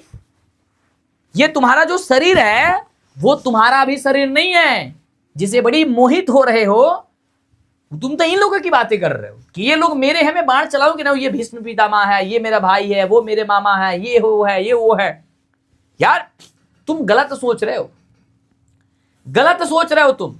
ये तुम्हारा कोई अपना नहीं है, तुम बाण चलाओ। अर्जुन फिर कहते नहीं, मेरे से नहीं होगा, कैसे चलाऊं, कैसे आप कह रहे हो कि ये मेरे अपने नहीं है। बार बार समझाएं। फिर उन्होंने कहा कि ये जो शरीर तुम कह रहे हो, ये शरीर तुम्हारा नहीं है। जिस प्रकार से कोई वस्त्र पहनते हो और वो कुछ समय के बाद से खराब हो जाता है, वस्त्र को उतार के फेंक देते हो, दूसरे वस्त्र को ग्रहण कर लेते हो, उसी प्रकार से तुम्हारे शरीर में बसा हुआ आत्मा, जब यह शरीर पूरी तरीके से खराब हो जाता है, खत्म हो जाता है, बर्बाद हो जाता है, ठीक नहीं रहता है, तो उसको छोड़ करके कोई दूसरा शरीर धारण कर लेता है, इस शरीर को छोड़ देता है। और तुम कह रहे हो कि ये मेरा है, ये तुम्हारा कोई नहीं है। अर्जुन तुम बाण चलाओ, तुम युद्ध करो। अगर तुम्हारे अपने होते तो तुम्हारे सामने ये आकर के युद्ध नहीं करते। तुमने 5 गांव ही मांगा था ना, अगर ये आपके अपने होते तो पूरे राज पार्टी ने अपने देने के लिए कह दिया था, लेकिन ये 5 गांव लौटा दिए होते। कोई नहीं है अपना। ये बात समझाए अर्जुन, तब जाकर के समझ में आया कि मोह माया है, सभी सब के सब मोह माया है। और कहीं ना कहीं मोह माया में बंधना, हम लोग मनुष्य हैं, मोह माया में फंसे जाते हैं, लेकिन उतना ही फंसना चाहिए जितना लिमिट है। ठीक है, चलो आगे क्वेश्चन। वर्णमाला के लिए देवनागरी लिपि का प्रचलन क्यों माना जाता है? लेखक नागरी लिपि पाठक में क्या बताते हैं? तो लिखना, लेखक गुणाकर मूल्य बताते हैं कि ईसा की 8वीं और 9वीं सदी में नागरी लिपि का प्रचलन पूरे भारत में हो गया था। लगभग 8वीं 9वीं सदी का बात है, पूरे जगह पे, पूरे उत्तर भारत में किसका, नागरी लिपि का प्रचलन हो गया था। यह एक सावर्देशिक लिपि बन गई थी। संस्कृत और प्रकृत भाषाएं भी इसी लिपि में लिखी जाती थी, इसलिए इसे प्रामाणिक माना गया है। इसे क्या माना गया है मेरे दोस्त? इसलिए इसे प्रामाणिक माना गया है। थैंक यू मेरे बच्चों, थैंक यू मेरे दोस्त, इतना सपोर्ट करने के लिए, इसने प्रेम करने के लिए। देख रहे हो हर जगह पे सिर्फ एक ही नाम गूंज रहा है कि पावर ऑफ मंटू सर, ठीक है, बट मैं ये नहीं करना चाहता हूं। स्क्रीन धुंधली दिख रही है? अरे मेरे तो ऐसा दिख रही है, थोड़ा क्वालिटी बढ़ा लो मेरे दोस्त, सही दिख रही है, ठीक है, थैंक यू।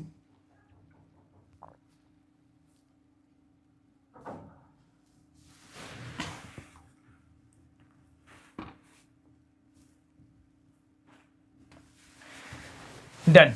आगे बढ़ते हैं। करके छायाएं दिशाहीन सब और क्यों पड़ती है? तो लिखना, हिरोशिमा में अणु बम के विस्फोट से उत्पन्न प्रकाश, यानी कि सूरज की किसी एक दिशा में नहीं बल्कि शहर के बीचों बीच में निकला था। वह प्रकाश इतना तीव्र था कि छायाएं दिशाहीन होकर के सब ओर पड़ी थी। मानव शरीर भाप बनकर उड़ गए और उनकी छायाएं झूलसे हुए पत्थरों पर क्या हुई? अंकित हो गई। ये बहुत प्यारा सा लाइन है, जब ये आंख में आंसू हो जाती है जब ये चीजें सुनते हैं, है ना। ये चीजें जब अणु बम का इस्तेमाल किया गया था, जब अणु बम जब डाला गया था ना, सब कुछ नष्ट, सब कुछ खत्म हो। नेक्स्ट क्वेश्चन, लेखक अमरकांत को क्यों लगता है कि नौकर रखना बहुत जरूरी हो गया था? लेखक को ऐसा क्यों लगने लगा मेरे दोस्त कि अब नौकर रखना जो है ना काफी अत्यंत जरूरी है। लेखक यदि लेखक नहीं रखेंगे तो बड़ा दिक्कत है। तो लेखक को नौकर रखना इसलिए जरूरी हो गया था, उन्हें लगने लगा था यार नौकर रखना बड़ा जरूरी है, क्योंकि उनके सभी भाइयों और रिश्तेदारों के पास नौकर थे। समझो कि अगर पड़ोसी के पास नौकर हो, अपने भाई के पास नौकर हो, अपने रिलेशन में नौकर हो और आपके घर नौकर ना हो, कोई चीज सबके साथ घर हो लेकिन आपके घर ना हो, कितनी दर्द देगी यार। उनकी पत्नी को घर का सारा काम अकेले करना पड़ता था, जिससे वो परेशान रहती थी और दूसरे की सुख सुविधा देकर उसे जलन भी होती थी। जब दूसरे घर नौकर होगा और आपके घर नहीं होगा तो औरतें जो कि तो जलेंगी ना।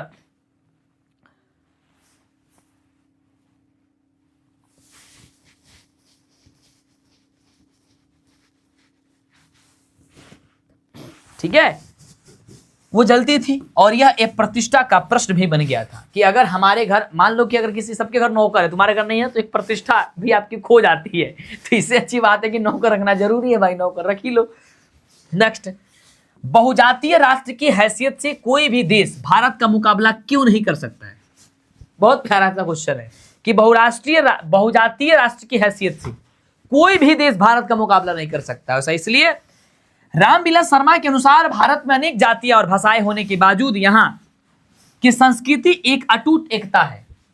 यहाँ बहुत जाति धर्म के लोग रहते हैं लेकिन फिर भी सबको एक साथ मिलजुल करके रहते हैं। जैसे रामायण और महाभारत पूरे देश को जोड़ते हैं, वैसे ही संस्कृति अखंडता किसी अन्य बहुजातीय राष्ट्र में नहीं मिलती। इसलिए कोई भी देश भारत की मुकाबला कभी नहीं कर सकता। हमारा देश भारत का मुकाबला क्यों कर पाई हो बताओ? हमारे देश का मुकाबला भारत को कहीं पे कोई कर पाएगा? कोई नहीं कर पाएगा। नेक्स्ट क्वेश्चन, मेरे बिना तुम प्रभु शीर्षक कविता के अनुसार भक्त और भगवान के बीच के संबंध को लिखिए। मेरे बिना तुम प्रभु कविता में भगवान और भक्त का क्या संबंध होता है? कहा जाता ना कि यार भगवान के बारे में बहुत सारी चीजें कही गई है ना, है ना, भगवान और भक्त के बारे में, कि तुम कहते हो ना कि भगवान भोजन नहीं करते हैं। भगवान भोजन करते हैं कि लेकिन उस रूप को तो करके दिखाओ। भगवान और भक्त में अटूट संबंध है। कभी रेनर मारिया रिल्के जी कहते हैं कि भक्त और भगवान का संबंध अटूट है, एक दूसरे पर ये निर्भर होते हैं। भगवान भक्त पे निर्भर होते हैं, भगवान भक्त भगवान पे निर्भर होता है। भगवान का अस्तित्व भक्त की आस्था पर टिका हुआ रहता है। यदि भगवान को भक्त नहीं पूछेगा, भगवान है भक्त नहीं पूछा तो किस लिए भगवान भाई आप? अगर भक्त की आस्था अगर भगवान पे नहीं है तो भगवान किसी काम की नहीं है। यदि भक्त जल पात्र है तो भगवान जल होते हैं। अगर भक्त जो है जल पात्र है, वो कोई बर्तन है तो भगवान उसमें के जल है। भक्त के बिना भगवान का महत्व और पहचान देना दोनों समाप्त हो जाएगी। यदि भक्त ही नहीं रहेगा तो क्या पता चलेगा कि भगवान हो कि क्या हो? कुछ नहीं, है ना। चलो आगे बात करते हैं। नेक्स्ट क्वेश्चन मेरे दोस्त, नाखून, बढ़ते नाखून द्वारा प्रकृति मनुष्य को क्या याद दिलाती है? तो लिखना, बढ़ते हुए नाखून मनुष्य को उसकी भयंकर पार्श्ववृत्ति और आदिम हिंसक जाति की याद दिलाते हैं। लेखक हजारी प्रसाद द्विवेदी के अनुसार प्रकृति हमें याद दिलाती है कि हम कभी वनमानुष थे और नाखून को अस्त्र की तरह इस्तेमाल करते थे, भले ही आज हम सभ्य बन गए हैं। बढ़ते नाखून मनुष्य को यह दिखाता है, यह बताता है कि ओ सुनो मनुष्य, अरे तुम भी एक दिन वनमानुष हुआ करते थे, तुम भी एक दिन पशु हुआ करते थे। भले ही आज ये सभ्य हो गए हो, भले ही आपके जो आप सभ्य हो गए हैं, लेकिन उस समय आपके यही नाखून आपके अस्त्र हुआ करते हैं, ये अस्त्र हुआ करते थे। ठीक है मेरे दोस्त, गुड मेरे दोस्त, चलो आगे बढ़ते हैं अगले क्वेश्चन की ओर। ठीक है, गांधी जी बढ़िया शिक्षा किसे कहते हैं? ये बहुत प्यारा क्वेश्चन है, मैं अभी आउट कर रहा हूं, ये पेपर में क्वेश्चन है, होगा, देख लेना। गांधी जी के अनुसार अहिंसक प्रतिरोध सबसे उदारता और बढ़िया शिक्षा है। वे केवल अक्षर ज्ञान को शिक्षा नहीं मानते। वैसा ही नहीं कहते कि खाली तारा किताबी ज्ञान हो गइल बा, खाली तारा अक्षर ज्ञान हो गइल बा तो तू बहुत बड़ा ज्ञानी हो गइल बड़ा। गांधी जी ऐसा नहीं मानते थे, बल्कि चरित्र निर्माण और कर्तव्य का बोध कराना चरित्र निर्माण और कर्तव्य का बोध कराने वाली आत्मिक शिक्षा को ही सच्ची और बढ़िया शिक्षा मानते थे, जिससे आत्मा का विकास हो सके। वैसा कभी नहीं कहते थे कि खाली तारा अंदर जो बा किताबी ज्ञान हो गइल बा, अक्षर के ज्ञान हो गइल बा तो तू बहुत बढ़िया बाड़ा, तू बहुत पढ़ा लिखा बड़ा ना। वो नहीं मानते थे ऐसे। उसे वे मानते थे कि जब आपके अंदर आत्मिक को चरित्र निर्माण आपका अंदर ना हो, चरित्र ही आपका ना हो, तो आप किसी काम का नहीं है। गुरु की कृपा से किस युक्ति की पहचान हो पाती है? तो लिखना, कवि गुरु नानक के अनुसार गुरु की कृपा से ईश्वर को पाने और सांसारिक माया मोह मुक्ति पाने की युक्ति की पहचान हो पाती है। गुरु के बिना मनुष्य का भ्रम जीता है और गुरु ही उसे सत्य का मार्ग दिखा करके भवसागर को क्या करा देते हैं? उतारते हैं, उजागर करते हैं, बताते हैं। ठीक है, चलो, परहित के लिए देह कौन धारण करता है? बड़ा प्यारा सा क्वेश्चन मेरे दोस्त, सीधे आपके एग्जाम में आएगा। क्या लिखोगे? परहित के लिए देह धारण कौन करता है? तो लिखना, कवि घनानंद के अनुसार बादल, यानी कि जिसे मेघ बोला जाता है, परहित के लिए देह धारण करते हैं। बादल समुद्र में खारा पानी लेकर के उसे अमृत समान मीठा बनाते हैं और दूसरों के कल्याण के लिए बरसते हैं। यहां कवि ने अपने प्रेमी हृदय की तुलना बादल से की है। अगर प्रेम के पीर के कवि यदि कहा जाए तो कौन है? प्रेम के पीर के कवि जो है ना, वो कौन है? घनानंद जी है। कौन है मेरे दोस्त? घनानंद जी है। मंगू के प्रति मां और परिवार के अन्य सदस्यों के व्यवहार में जो फर्क है उसे अपने शब्दों में लिख दीजिए। माने मंगू के प्रति उसके मां में और उसके परिवार वालों में क्या फर्क दिखता था? आप लिखोगे कि मंगू के प्रति मां का व्यवहार ममता, यानी कि ममता, प्रेम और सेवा से भरा है। वह उसे अपनी संतान मानती है, पागल नहीं। वहीं भाई और भाभी उसे एक बोझ मानते हैं। वे चाहते हैं कि उस अस्पताल में, यानी कि पागल खाने में भेजवा दिया जाए, भेज कर उसकी मुसीबत से क्या कर दिया जाए? छुटकारा पाया जाए। माँ चाहती है, माँ कभी भी ऐसा उसे दूर करना नहीं चाहती है। माँ चाहती है ये मेरा बच्चा है ना। ये ममता में, प्रेम और सेवा से हमेशा दिखती थी, ममता भरा आंखों से देखती थी। लेकिन उसकी भाभी या उसके भाई या अन्य घर के सदस्य उसे बोझ मानते थे, चाहते थे इसे अस्पताल में भर्ती करा दिया जाए तो ज्यादा सही रहेगा। बहू यानी नंजमा ने सास को मनाने के लिए कौन सा तरीका अपनाया था? बहू नंजमा बहुत समझदार थी नंजमा। उसने सास को मनाने के लिए अपने बेटे का सहारा लिया था। अपने बेटे को उसके सर भेज दिया। उसने अपने बच्चों को सिखा दिया कि वह दादी के पास ही रह जाए। पोते का प्रेम देखकर मंगबा का गुस्सा जो है पिघल गया और इस तरह बहू सास को मनाने के लिए चली गई और सास मान भी गई।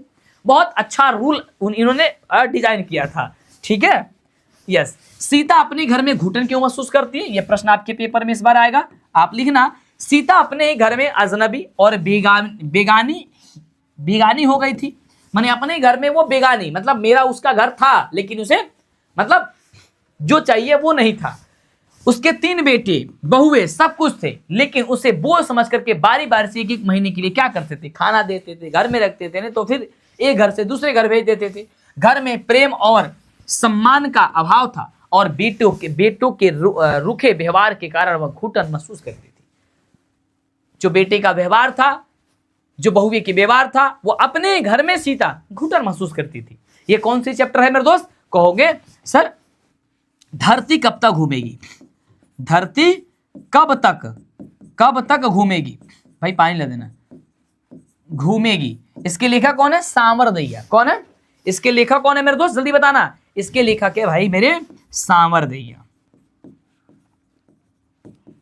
इसके लेखक कौन है? सांवरदैया। नेक्स्ट क्वेश्चन, कासू और मदन के बीच झगड़े का कारण क्या था?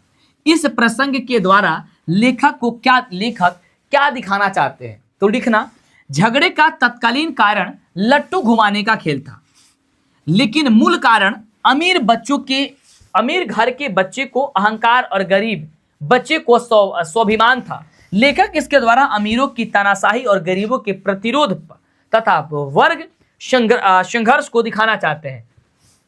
कासू और मदन के बीच में जब झगड़ा हुआ तो अक्सर ये बात पता होती है कि यार हमेशा महल वाले जीतते हैं, क्योंकि उसके अंदर बहुत सारी ताकत होती है, उनके साथ में कोई भी व्यक्ति बोल सकता है ना, कोई भी साथ, समझ रहे हो उस चीज को।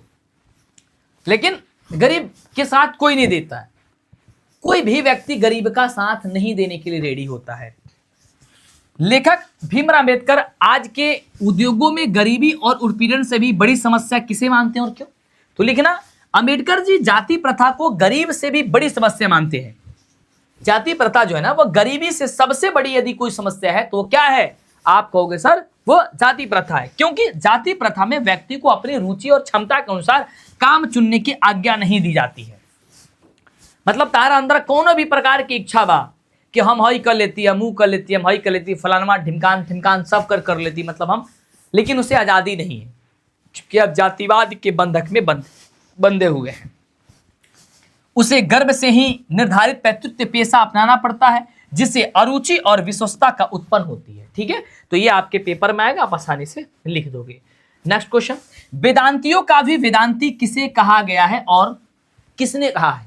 तो लिखना, स्वामी विवेकानंद ने फ्रेडरिक मैक्समूलर को वेदांतियों का भी वेदांती कहा है। किसे? मैक्समूलर जी को वेदांतियों का वेदांती कहा गया। किसने? स्वामी विवेकानंद ने। मैक्समूलर ने भारतीय दर्शन, संस्कृत और वेदों का गहरा अध्ययन किया था और पश्चिम में उसका प्रचार प्रसार किया था, इसलिए उन्हें क्या है, उपाधि दी गई थी। तो ये प्रश्न आपके पेपर में आएगा, आप आसानी से लिख लो। भारत को पहचान सकने वाली दृष्टि की आवश्यकता किसके लिए अवांछनीय है?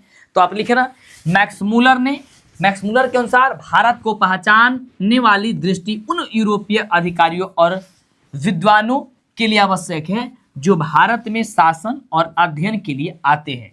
इससे वे सच्चे भारत और उनकी प्राचीनता को क्या है, समझ पाएंगे। तो यदि आएगा आपके क्वेश्चन में ये वाला तो आप आसानी से लिख लोगे। नेक्स्ट क्वेश्चन, हरिरस से कवि का क्या अभिप्राय है? हरिरस से तो आप लिखोगे, हरिरस से गुरु नानक का अभिप्राय ईश्वर के नाम के जाप से मिलने वाले आनंद और शांति से है। कवि के अनुसार सांसारिक विषयों को त्याग कर ईश्वरीय भक्ति का रस पीना ही जीवन का सार्थक समझता है। यानी कि ईश्वर में डूब जाना, ईश्वर के अंदर समाहित हो जाना, यही आपका अस्तित्व होना चाहिए, रूप होना चाहिए। ठीक है, यहां तक आप लिख लोगे। नेक्स्ट क्वेश्चन, कवि कहां अपने आंसू को पहुंचाना चाहते हैं और क्यों? कवि घनानंद अपने आंसू को बादलों के माध्यम से अपनी प्रेमिका सुजान के आंगन में पहुंचाना चाहते थे। घनानंद जी थे वो एक से प्रेम करते थे जिसका नाम था सुजान, उनकी वो प्रेमिका थी, वो बड़ी प्रेम करते थे, लेकिन उसका बिछड़ापन हो गया। वो अपने आंसू को उसके आंगन में पहुंचाना चाहते थे। वे चाहते थे कि सुजान उसकी पीड़ा और विरह की वेदना को अनुभव कर सके, जिसे वह अब तक अनदेखा करती आ रही है। ये बताना चाहते हैं, अपने आंसू को दिखाना चाहते, अपने दर्द पीड़ा को दिखाना चाहते थे अपनी प्रेमिका को। कवि घनानंद नगर, बाजार और अर्थव्यवस्था पर क्या टिप्पणी करते हैं? लिखना, कवि बद्री नारायण चौधरी प्रेमघन कहते हैं कि नगरों और बाजारों में केवल विदेशी वस्तुएं भरी पड़ी हुई है। माने आजकल बाजार में जहां तू जाना, सब के सब विदेशी वस्तु भरल पड़ल बा। भारतीय हाट बाजारों से स्वदेशी वस्तुएं गायब हो गई है। अर्थव्यवस्था और लोगों का रहन सहन पूरी तरह से अंग्रेजों जैसे हो गया है, जिससे भारतीयता नष्ट होती रही है। वो कह रहे हैं कि आजकल के भारत को आप देखोगे तो बाजारों में जब इसके निकलोगे तो मतलब हर जगह ये देखो कि भाई क्या दिख रहा है तुम्हें, सब के सब जगह केवल अगर कुछ दिख रहा है तो भाई विदेशी चीजें दिख रही है। ठीक है, आगे देखो, कासू और मदन के बीच झगड़े का क्या कारण था? लिखना, झगड़े का मुख्य कारण था मदन और कासू को लट्टू खेलने के बीच का झगड़ा था। कासू को लट्टू न खेल देने तथा कासू द्वारा मदन को मारने का प्रयास करना था। यह अमीरी के नशे और गरीब की स्वाभिमान की टक्कर थी। कासू अमीर था, उसका वो नशा था कि भाई हम तो अमीर हैं, कासू कहता था, ये मदन कहता था, हम गरीब हैं, हम अपना स्वाभिमान नहीं खो सकते हैं। नृत्य की शिक्षा के लिए पहले पहल बिरजू महाराज किस संस्था से जुड़े और वह किनके संपर्क में आए? तो लिखना, नृत्य की शिक्षा और अभ्यास के लिए बिरजू महाराज सबसे पहले दिल्ली में हिंदुस्तानी डांस म्यूजियम नामक संस्था से जुड़े। वहां वे कपिला, वात्स्यायन और लीला सोखी जैसी कला मृग्यों के संपर्क में आए, जिससे उन्हें आगे बढ़ने का क्या मिला? बहुत ही ज्यादा उन्हें मदद भी मिली। तो ये आपको आएगा एग्जाम में, तो आप प्रश्न को लिख लीजिएगा।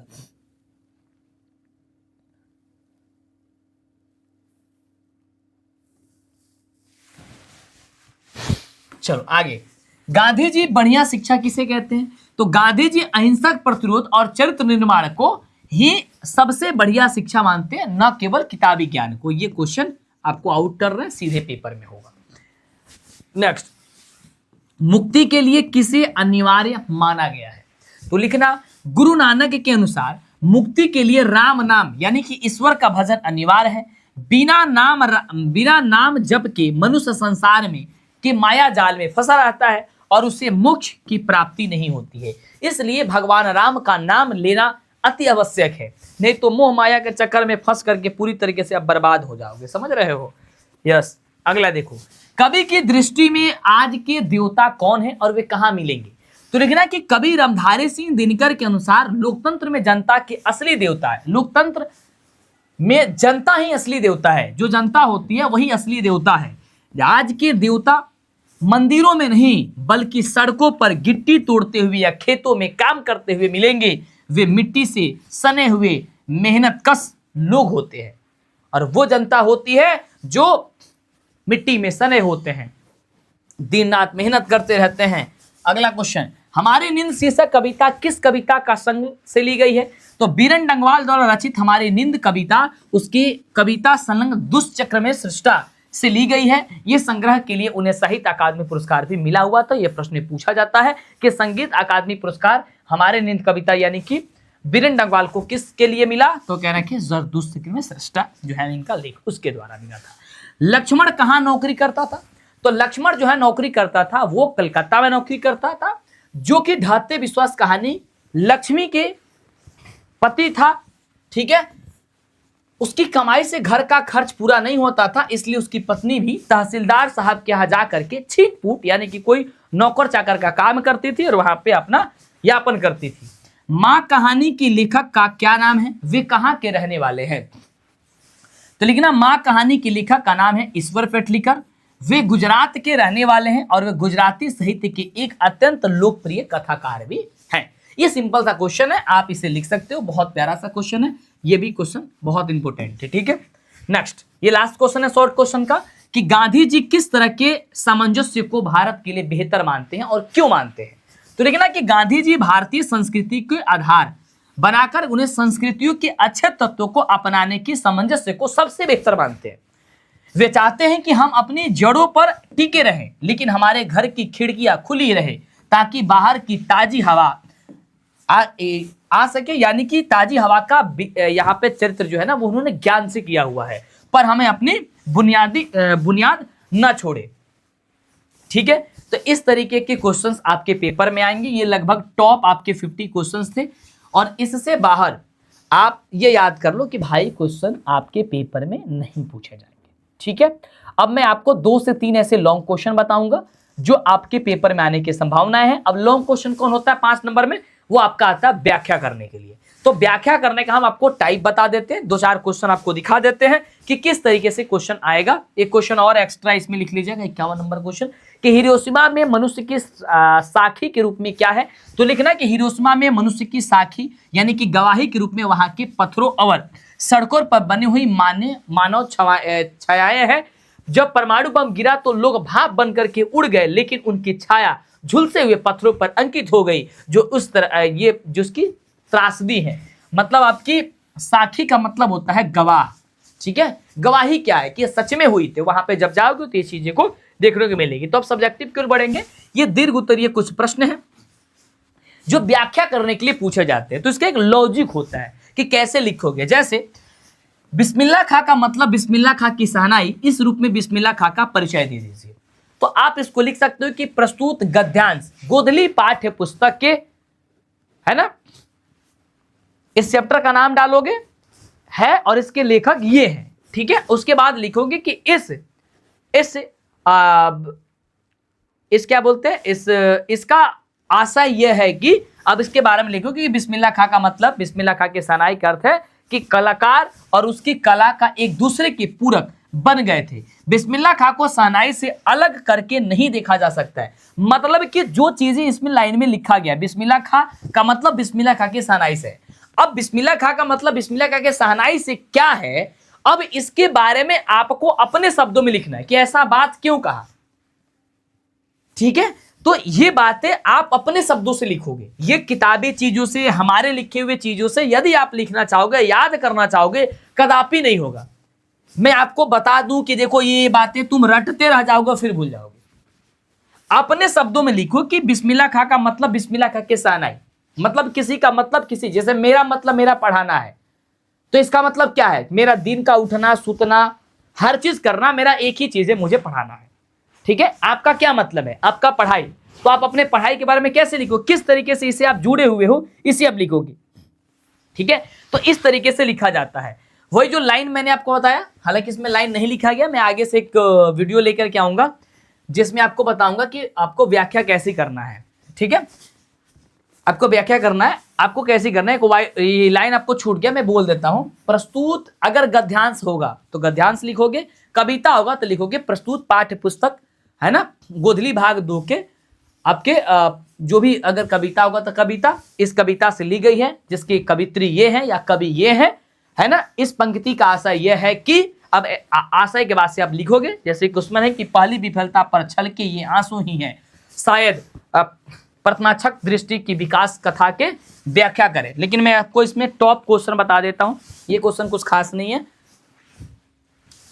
यहां पे मैं बता देता हूं। ये वाला क्वेश्चन याद कर ले कि सदियों की ठंडी बुझी राख अब सुबह उठी, मिट्टी सोने का ताज पर इठलाती है, इसके व्याख्या करिए। तो वही लिखेगा कि प्रस्तुत गद्यांश, ये प्रस्तुत पदांश, पद है ये, तो आप लिख सकते हो कवि के बारे में, और आपको इस तरीके से इस लाइन के इस कवि के बारे में लिखोगे, फिर इसके बारे में आप आसानी से इसके एक एक पॉइंट्स को लिख दोगे कि भाई ऐसा बात क्यों कही गई है, ठीक है। तो इसके लिए मैं आपको एक वीडियो लेकर के दे दूंगा सब्जेक्टिव के लिए। थोड़ा सा टाइपिंग इसमें मिस्टेक हुई है तो मैं इसको बताना नहीं चाहूंगा, नहीं तो मैंने 16 क्वेश्चन लेके आया था और इससे बाहर नहीं पूछा जाएगा, लेकिन मैंने आपको 16 नहीं, सिर्फ 1 या 2 ही बताऊंगा, और 2 या 3 ही लॉन्ग क्वेश्चन बताऊंगा, जिससे आप पढ़ लोगे, आपको उस पेपर में, आपके पेपर में क्वेश्चन आ जाएंगे। लेकिन 50 जो मैंने आपको क्वेश्चन बताया सब्जेक्टिव में शॉर्ट क्वेश्चन, उसे मेरे दोस्त हर हाल में उतना याद कर लेना। उसमें से कितने प्रश्न का उत्तर आपको पहले से पता है आप जरूर बताइएगा। 50-51 क्वेश्चन मैंने बताया, इससे बाहर पढ़ने की, इससे बड़ा ज्यादा ये दिखने की जरूरत आपको नहीं रहेगी, ठीक है। ओके, तो थैंक यू मेरे दोस्त, लव यू। मिलते हैं अगले वाले सेशन में आपके अगले साथ, तब तक के लिए मुझे दीजिए इजाजत। Thank you, love you, take care, bye, good night. मिलते हैं मेरे दोस्त अगले वाले सेशन में। Thank you.